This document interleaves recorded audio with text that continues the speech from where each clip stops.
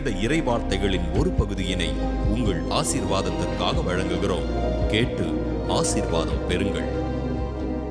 2 கொரிந்தியர் 12 9-10 வசனங்களை வாசிக்க கேட்போம். 2 கொரிந்தியர் 12 9-10. அதற்கு அவர், என் கிருபை உனக்கு போதும், பலவீனத்திலே என் பலம் பூரணமாய் விளங்கும் என்றார். ஆகையால் கிறிஸ்துவின் வல்லமை என்மேல் தங்கும்படி என் பலவீனங்களை குறித்து நான் மிகவும் சந்தோஷமாய் மேன்மை பாராட்டுவேன். அந்தபடி நான் பலவீனமாய் இருக்கும் போதே பலமுள்ளவனாய் இருக்கிறேன். ஆகையால் கிறிஸ்துவின் நிமித்தம் எனக்கு வரும் பலவீனங்களிலும் நிந்தைகளிலும் நெருக்கங்களிலும் துன்பங்களிலும் இடுக்கண்களிலும் நான் பிரியப்படுகிறேன். பக்தர்களுக்கு வரும் பலவீனம் கிறிஸ்து நிமித்தம் வரும் பலவீனம். கிறிஸ்து நிமித்தம் வரும் பலவீனம். எப்பிரோதித்து என்ற ஒரு மனிதனை பற்றி நான் பிலிப்பியர் 2ஆம் அதிகாரத்தில் வாசிக்கிறேன். அதில் 27-30 வசனங்கள் என்ன சொல்கின்றன? கிறிஸ்துவின் ஊழியத்தின் நிமித்தம் வியாதிப்பட்டு மரணத்திற்கு சமீபமானார். பவுலடிகளை பற்றி நாம் வாசிக்கும் பொழுது கலாத்தியர் 6:17 சொல்கிறார், நான் கிறிஸ்துவின் அச்சடையாளங்களை தரித்திருக்கிறேன், இனி ஒருவனும் எனக்கு வருத்தம் உண்டாக்காதிருப்பானாக. கொலோசியர் 1:24 சொல்கிறார், கிறிஸ்துவின் பாடுகளில் குறைவானதை நான் என் சரீரத்தில் நிறைவேற்றுகிறேன். அவருடைய சரீரமாகிய சபைக்காக இந்த பாடுகள் என்று சொல்கிறார். அதான் உண்மை பக்தனுடைய அனுபவம். He will never shirk his responsibility. The real man of God will take the responsibility to pray through the problems of other people. He will take the responsibility to pray through the ordeals, the persecution of the church of God. He will never say it is not my business. Never. He'll be a part of every suffering every church goes through. Every individual who comes to him for deliverance goes through. That is why a servant of God is chosen. That's why St. Paul said, I bear the marks of Christ. I bear the marks of Christ. And he is with Christ today. But he says, whatever is lacking in the sufferings of Jesus Christ for his church, I have borne it on my body. Every affliction I have borne in my body. That is why he was weak. That's why the servants of God become weak. Their weakness is because of Christ's ministry. இரண்டாவது ஒரு ரகசியத்தை நான் உங்களுக்கு சொல்லட்டேன். 2 கொரிந்தியர் 12:1-4 வசனங்களை வாசித்து பாருங்கள். பவுலடிகள் 3வது வானம் வரைக்கும் எடுத்துக்கொள்ளப்பட்டேன், மோட்சத்தின் காரியங்களை கண்டேன், ஒருவரும் விளங்கிக் கொள்ள முடியாத மோட்சத்தின் பாஷையை கேட்டேன் என்றெல்லாம் வர்ணிக்கிறார். அவர் எழுதின காரியங்கள் மிக ஆழமானவைகள். 2 பேதுரு 3:16 பேதுரு என்ற அப்போஸ்தலன் சொல்கிறான், தனக்கு அருளப்பட்ட ஞானத்தினாலே நம்முடைய சகோதரனாகிய பவுல் எழுதியிருக்கிற காரியங்கள் என் புத்திக்கு விளங்காதவைகள் என்று சொல்கிறார். அவைகள் தேவனால் அவருக்கு தரிசனமாய் அருளப்பட்டது. போகட்டும், தரிசனம் எப்படி வருகிறது? 1 கொரிந்தியர் 6:17 சொல்கிறது, கிறிஸ்துவோடு இசைந்திருக்கிறவன் அவரோடு ஒரே ஆவியாய் இருக்கிறான். கிறிஸ்துவோடு இசைந்திருக்கிறவன் அவரோடு ஒரே ஆவியாய் இருக்கிறான். அவனுடைய ஆவியும் கிறிஸ்துவின் ஆவியும் ஒன்றுபட்டே அவர்கள் வாழ்கின்றனர். திடீரென்று கிறிஸ்து சொல்கிறார், நீ மோட்சத்திற்கு வா, நான் அநேக ஆழமான காரியங்களை உன்னோடு பேச வேண்டும். அவனுடைய ஆத்மாவை அழைத்து போகிறான். அது இயற்கைக்கு முரணானது. ஆகவே உடல் பலவீனப்படுகிறது. விண்வெளி கப்பலை அனுப்பும் முறையை நீங்கள் பார்த்திருக்கிறீர்களா? ஒரு ராக்கெட்டின் நுனியில் விண்வெளி கப்பலை வைக்கின்றனர். இந்த ராக்கெட் முதலாவது விண்வெளி கப்பலை தூக்கி செல்கிறது. ராக்கெட் போகும் பொழுது ராக்கெட் முழுவதும் நெருப்பு பற்றி எரிகிறது. பல மைல் தூரத்திற்கு புகையை நீங்கள் பார்க்கலாம். காரணம் என்ன? இந்த ராக்கெட் புவி ஈர்ப்பு சக்தியை தாண்டி இந்த விண்வெளி கப்பலை கொண்டு போக வேண்டும். அதன் பிறகுதான் மற்ற கோளங்கள் அதை இழுக்க முடியும். ஆகவே இந்த ராக்கெட் படாத பாடுபடுகிறது. முடிவில் இந்த ராக்கெட் பயனற்றதாய் எரிந்து போகிறது. விண்வெளி கப்பலோ விண்வெளி அடைந்து விடுகிறது. அங்கே தான் பார்த்த காரியங்களை வந்து திரும்ப உலகிற்கு சொல்கிறது. அப்படித்தான் ஆன்மீக வாழ்க்கையில் தரிசனங்கள் வருகின்றன. கண்ணீரோடு நாம் ஜெபிக்கிறோம். பரிசுத்த ஆவியானவர் அளவில்லாமல் இந்த மண் பாண்டத்தை நிறைக்கிறார். ராக்கெட் போல இந்த மண் பாண்டம் பற்றி எரிகிறது. பரிசுத்த ஆவியினால் தாங்க முடியாமல் தவிக்கிறது. கர்த்தரோ ஆவியை எடுத்து மோட்சம் அழைத்துச் செல்கிறார். மோட்சத்தில் பல காரியங்களை அவர் காண்பிக்கிறார், பேசுகிறார். அவைகள் இப்படிப்பட்ட பொதுக்கூட்டத்தில் பேசுவதற்கு தருணம் தராதவைகள். It is not apt for me to describe the things that I see in heaven every time I am taken to heaven. It's so difficult to understand. But unless a man has a vision of heaven, unless he knows what kind of God he has in heaven, unless he walks with God and talks with God, unless he is in touch with heaven all the time, he cannot preach with authority.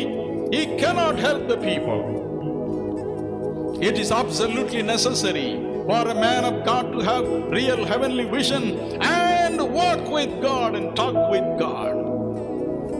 வேதம் சொல்கிறது, ஏசாயா 64:4, 1 கொரிந்தியர் 2:9, சங்கீதம் 31:19, இந்த உலகை கடந்து நாம் செல்ல போகும் மறு உலகு இனிமையானது.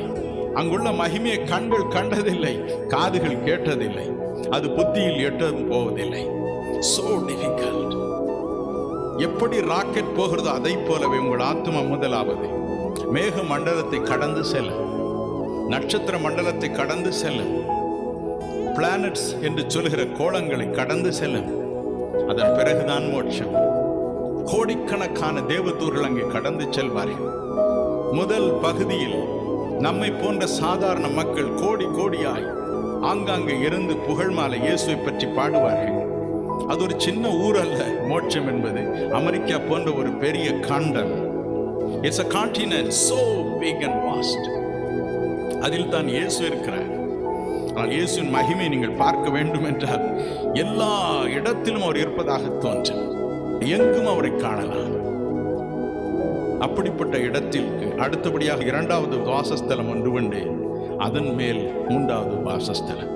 அந்த இடத்திற்குள் போவதற்குள் எனக்கு அன்பானவர்களே, உங்கள் சரீரம் அதிக பலவீனப்படும். ஒருவேளை 1 மணி நேரம் இந்த தரிசனம் நீடித்திருக்கலாம். நீங்கள் மாம்சத்தில் இருக்கிறீர்கள் என்பது சில சமயம் கர்த்தர் மறந்து போவார், பேசிக்கொண்டே இருப்பார். இனி உலகில் சம்பவிக்க போகும் காரியங்களை சொல்வார், நாட்டில் சம்பவிக்க போகும் காரியங்களை சொல்வார், உங்கள் ஊழியத்தில் நடைபெறப் போகும் காரியத்தை சொல்வார். எனக்கு அன்பானவர்களே, ஆனால் இந்த 1 மணி நேரம் 1.5 மணி நேரம் கழித்து திரும்ப இந்த மண்ணான உடலுக்கு திரும்பி வரும் பொழுது இந்த உடல் பலவீனம் அடைந்திருக்கும், உடலெல்லாம் வேர்த்திருக்கும். தானியேல் ஒரு வாலிபன், திருமணமாகாதவன். தரிசனத்தை கண்ட அவனுக்கு நேர்ந்தது என்ன? தானியேல் 8:27 வாசிக்க கேட்போமா? தானியேல் ஆகிய நான் சோர்வடைந்து சில நாள் வியாதிப்பட்டிருந்தேன். பின்பு நான் எழுந்திருந்து ராஜாவின் வேலையை செய்து அந்த தரிசனத்தினால் திகைத்துக் கொண்டிருந்தேன். ஒருவரும் அதை அறியவில்லை. ஒரு தரிசனத்தை கண்டான். முதலாவது திகைப்பு, 2வது பலவீனம், 3வது வியாதியே பட்டுவிட்டான். தரிசனத்தை காண்பதும் பரலோகத்தில் கிறிஸ்துவோடு உலாவதும் அத்தனை சுலபமானதல்ல. ஆகவே எனக்கு அன்பானவர்களே, தரிசனம் தரிசனம் என்று சொல்லி அதை நான் அதிக சீப்பாகி விட வேண்டாம். இதனால் தான் பல சமயங்களில் தவறான காரியங்களை நாம் செய்து விடுகிறோம். இல்லை இல்லை, தரிசனம் காண்பது அத்தனை சுலபமானதல்ல. கிறிஸ்துவோடு உலாவது அத்தனை சுலபமானதல்ல. It's so difficult. பவுலடிகள் சொன்னார், ஐயோ என் பலவீனம் நீங்க நான் 3 தடவை வேண்டிக் கொண்டேன். 3 தடவையும் இயேசு எனக்கு கொடுத்ததில் என்ன? பயப்படாதே, உன்னுடைய பலவீனத்தில் என்னுடைய பலன் சம்பூர்ணமாய் விளங்கும். ஹல்லேலூயா, ஹல்லேலூயா. கர்த்தருடைய ஊழியத்தை உண்மையாய் செய்கிற என் அன்பு சகோதர சகோதரிகளே, கவலைப்படாதிருங்கள். கர்த்தர் உங்களை மறந்து போகவில்லை.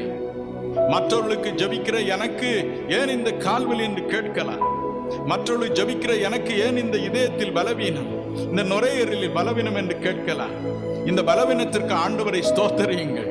காரணம், எப்பொழுதெல்லாம் இந்த பலவீனம் வருகிறதோ அப்பொழுதெல்லாம் தேவன் குமாரனாகிய இயேசு கிறிஸ்துவின் வல்லமை உங்கள் சரீரத்தில் இறங்கும். உலகம் தரக்கூடாத சம்பூர்ணமான பலன் இறங்கும். நீங்கள் மரிப்பதற்கென்று தேவன் ஆயத்தப்படுத்தி வைத்திருக்கும் அந்த நாள் வரும் வரைக்கும் ஒரு செகண்டுக்கு முன்பதாக கூட அந்த நோய் உங்களை கொல்ல முயன்றாலும் அது வலிப்பதே இல்லை. Hallelujah. Cheer up tonight. If you are a servant of God and if you have been working feverishly for God and if you feel that you are weak all the time, cheer up. Because the Bible says, Jesus Christ says, the Son of God says, in your weakness my strength shall be perfect. Hallelujah. My strength shall flow in your frail body in abundance. Paul says that strength is much better than the natural strength, so I would prefer to be weak all the time. Hallelujah. In Philippians chapter 4 and verse 13, this great apostle says, I can do all things by the strength that comes from Jesus Christ. என்னை பலப்படுத்துகிற கிறிஸ்துவினாலே எல்லாவற்றையும் செய்ய எனக்கு பலன் உண்டு என்று பவுலடிகள் பிலிப்பியர் 4:13 சொன்னார். கவலைப்படாது, சம்பூர்ணமான பலத்தை தருவார். எப்பொழுதெல்லாம் நம் பலனில் குறைவு ஏற்படுவதோ அப்பொழுதெல்லாம் அப்படி செய்வார். கவலைப்படாதீர்கள். காதோர்க்கும் துவனி கேட்பான், காத்திரிக்கும் நின் சந்நிதியில். காதோர்க்கும் நின் துவனி கேட்பான், காத்திரிக்கும் நின் சந்நிதியில். கல்பனகள் என் கீதங்களே, கல்பனகள் என் கீதங்களே, காக்கும் கரங்கள் ஒன்றெனிக்கே. காதோர்க்கும் நின் துவனி கேட்பான், காத்திரிக்கும் நின் சந்நிதியில். மேல்தரமாகும் பக்ஷணமே ஸ்வர்கபுரியில் நின்னு அருளியது. மேல்தரமாகும் பக்ஷணமே ஸ்வர்கபுரியில் நின்னு அருளியது. ஸ்வர்ணத்தை காழ்வில ஏறியது, ஸ்வர்ணத்தை காழ்வில ஏறியது.